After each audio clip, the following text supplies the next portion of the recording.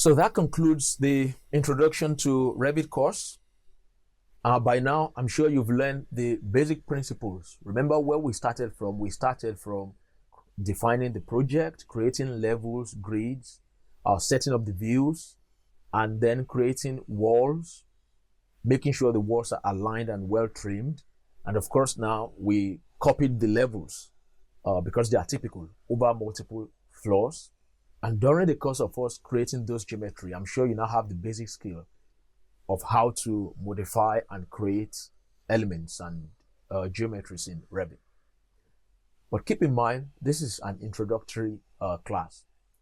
In my future lessons, I will take some of these topics and discuss them in more detail, just so that you move away from a beginner to intermediate, and then so you become an expert.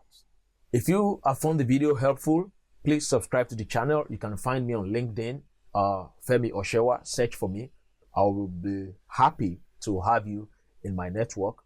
Let me know your comments. Feel free to share the videos. Feel free to holler at me, or even leave comments at on my website, www.abcbeam.com. But more importantly, stay curious and keep learning.